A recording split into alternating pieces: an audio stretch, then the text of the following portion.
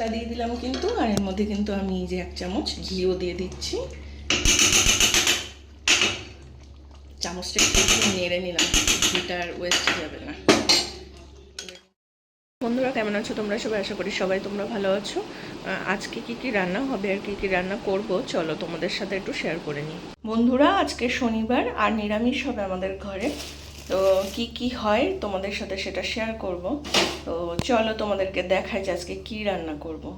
এমনি তো কালকে বৃষ্টি হয়েছে আমাদের এখানে, তার জন্য এই যে ডাল এনে রেখেছি, আর এই যে 1 বাটি চাল নিয়েছি। তো এই 1 বাটি চাল আর 1 বাটি ডাল নেব, নিয়ে কিন্তু খিচুড়ি বসাবো।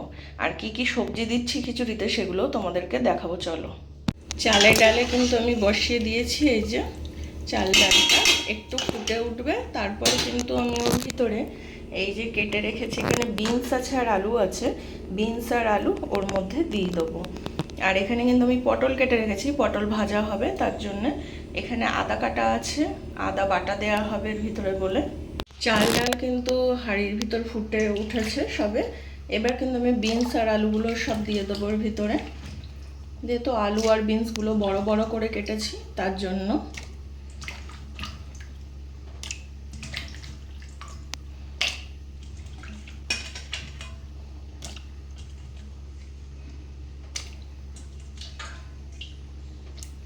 এবার কিন্তু এটা একটু নেড়ে ছেড়ে দিই আমি চাল ডালের সাথে। এবার এটা ফুটে উঠুক, ফুটে উঠলে কিন্তু ডালটা একটু সিদ্ধ হলে তখন কিন্তু হলুদ দেবো। আর নুনটা আমি এই পর্যায়ে এখন নুনটা দিয়ে দেবো, আর হলুদটা ডালটা একটু সিদ্ধ হয়ে আসলে তখন দেবো। তো আমি হলুদ দিয়ে দেবো এর ভিতরে পরিমাণ মতো, দিয়ে কিন্তু ঘুটে দেবো ভালো করে। এবার এর ভিতরে কিন্তু আমি জিরের গুঁড়ো দিয়ে দেবো, পরিমাণ মতো দিলাম যতটা দরকার আমাদের। আর লঙ্কার গুঁড়ো দিয়ে দিলাম এখন কিন্তু আমি। আর এর মধ্যে কিন্তু কাঁচা লঙ্কা বাটাও দেবো আদার সাথে, ওই জন্য লঙ্কার গুঁড়োটা যতটা লাগবে সেই পরিমাণে দিলাম।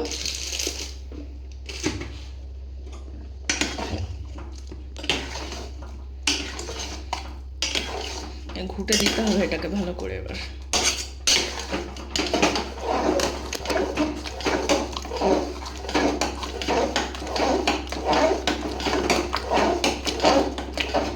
ঘুটে দিলাম ভালো করে, একদম ফুটলে আবার এটা ঠিক হয়ে যাবে। এবার আমি এর ভিতরে যে ফোড়নটা দেবো সে ফোড়নের জন্য গোছাতে হবে, আর আদাটা বেটে নেবো, আদা আর কাঁচা লঙ্কাটা। কিন্তু আমি আদা আর কাঁচা লঙ্কা যেটা বেটে নিয়েছি মিক্সিতে সেটা দিয়ে দিলাম এর ভিতরে। এবার একটু মিশিয়ে দেবো এর সাথে এটা ভালো করে। কাঁচা আদার যে অনেকে আছে কিন্তু ফোড়নের টাইমে আদাটা কিন্তু আপনারা এই একটা তেলের মধ্যে কিন্তু ফোড়ন দেওয়ার সময় একটু ভেজে নেন, কিন্তু আমি বলবো যে কাঁচা আদার একটা যে গন্ধ থাকে সেটা কিন্তু খিচুড়িতে খুব সুন্দর লাগে। তো আপনারা একবার কাঁচা আদা বাটা দিয়ে করে দেখতে পারেন, এত সুন্দর লাগবে, খেয়ে দেখবেন। ফোড়নে 5 ফোড়ন আর তেজপাতা দিচ্ছি, আপনারা চাইলে শুকনো লঙ্কাও ফোড়ন দিতে পারেন, খুব সুন্দর একটা গন্ধ হয়। কিন্তু যেহেতু আমি বেশি লঙ্কা দিয়ে ফেলেছি খিচুড়িতে তার জন্য কিন্তু আমি শুকনো লঙ্কা দেবো না। আর এদিকে ভালো করে কিন্তু আমি তেজপাতা আর 5 ফোড়নটা জাল দিয়ে নিচ্ছি।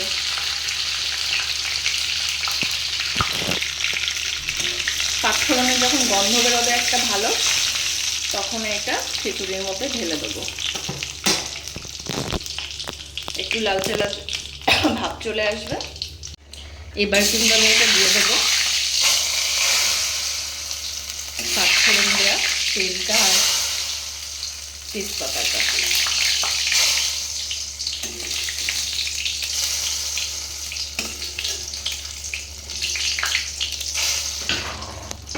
ঘুটে দিতে হবে ওটা খিচুড়িটা। খিচুড়ি হয়ে এসেছে তো, হওয়ার টাইমেই এটা দিতে হয়, তাহলে ফোড়নের গন্ধটা খুব সুন্দর লাগে। আর তেজপাতাগুলো বেরিয়ে যাচ্ছে, বিরাস না।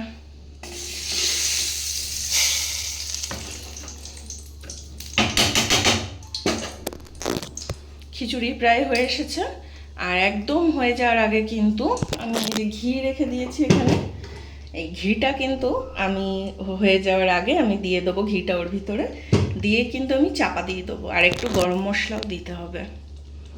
ঘি গরম মশলা দিয়ে চাপা দিয়ে দেবো। ফোড়নটা দিলাম সবে, মশলা দিয়ে দিলাম কিন্তু, আর এর মধ্যে কিন্তু আমি যে 1 চামচ ঘিও দিয়ে দিচ্ছি। চামচটা একটু নেড়ে নিলাম, ঘিটা আর ওয়েস্ট যাবে না। এবার কিন্তু আমি এটা মিশিয়ে দেবো পুরো খিচুড়ির সাথে। ঘি দিলে কিন্তু একটা দারুণ গন্ধ আসে খিচুড়ি দিয়ে। আমার খিচুড়ি কিন্তু পুরো রেডি। অনেক দিন পর খিচুড়ি খাবো আজকে, অনেক দিন পর হচ্ছে খিচুড়িটা। তো এবার আমি ঢাকা দিয়ে দেবো এটাকে। ঢাকা দিয়ে দিলাম। সেই কড়ার মধ্যে কিন্তু আমি কিছুটা ফোড়ন ছিল, ওটা 2-1টা ফেলে দিয়েছি তুলে তুলে। আর এগুলো কিন্তু আমাদের পটল ভাজার জন্য তেল দিয়ে দিয়েছি। আর এই যে পটলে কিন্তু আমি নুন হলুদ মাখিয়ে নিয়ে নেবো এবার, নিয়ে কিন্তু এই তেলের মধ্যে আমি ভেজে নেবো আস্তে আস্তে। কটা পটল দিয়ে দিলাম আমি ভাজার জন্য, এখানে ভাজা হোক এটা।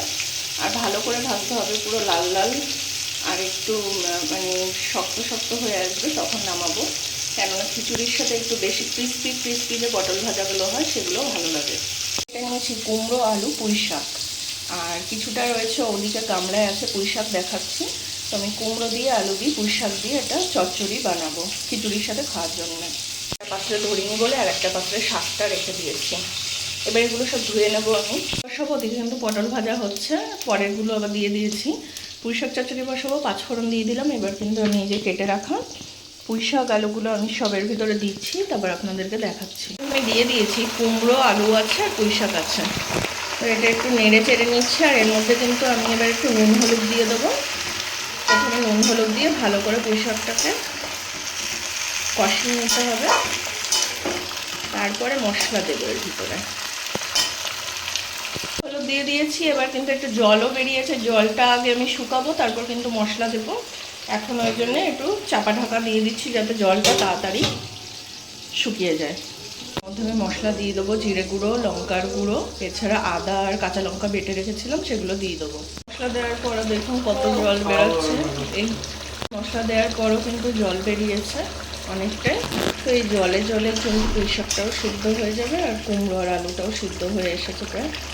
আলু প্রায় সিদ্ধ হয়ে এসেছে, কুমড়ো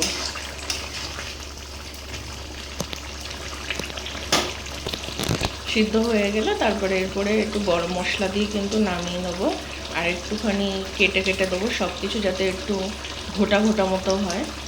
তো আমি পটল ভাজা তুলে রেখে দিয়েছিলাম, আর এই যে কড়াতেও পটল ভাজা সব হয়ে গেছে, আর বেশ কুড়মুড়ে করে ভেজেছি। এবার কিন্তু এটাও তুলে রাখবো। খিচুড়ির সাথে যে পুঁই শাকের চচ্চড়ি খাবো সেটা কিন্তু পুরো তৈরি হয়ে গেছে। আর একটু মুঞ্চি করে দিচ্ছি, তাহলে একটু কাদা কাদা হবে, বেশ ভালোও লাগবে। ডাটাগুলোও কিন্তু কচি একদম, পুঁই শাকটা পুরো সিদ্ধ হয়ে গেছে। আর একদম কিন্তু গামাখা করেছি, শুকনো হয়ে এসেছে পুরো। ঝোল রাখবো না, ঝোল রাখলে খিচুড়ির সাথে ভালো লাগবে না কিন্তু খেতে। হয়ে গেছে। এবার একটুখানি শুধু দিয়ে দেবো, গরম মশলা দিয়ে দেবো, হালকা করে দিলে হয়ে যাবে। গরম মশলা দেওয়া হয়ে গেছে। এবার আমি এটা ঢাকা দিয়ে দেবো। কেমন হয়েছে জানাবেন। আজকে কিন্তু কোনো মাছ মাংস হয়নি, আজকে হয়েছে পুঁই শাক চচ্চড়ি, পটল ভাজা এবং খিচুড়ি। আর খিচুড়িটা কিন্তু আগের দিয়ে অনেকটা বসে গেছে, দেখাচ্ছি দেখুন, পুরো বসে গেছে খিচুড়ি। গরম ঢাকাটা কি, এই যে কেমন হয়েছে জানাবেন খিচুড়ি। আর এই যে তরকারি, আর পটল ভাজাটা করে, এই যে পটল ভাজা। ভিডিওটা অবশ্যই জানাবে, ভালো লাগলে লাইক, শেয়ার, কমেন্ট আর সাবস্ক্রাইব করে সাথে থাকবে, পাশে থাকবে। আজকের মতো এখানে টাটা, কালকে আসবো আবার নতুন ভিডিও নিয়ে।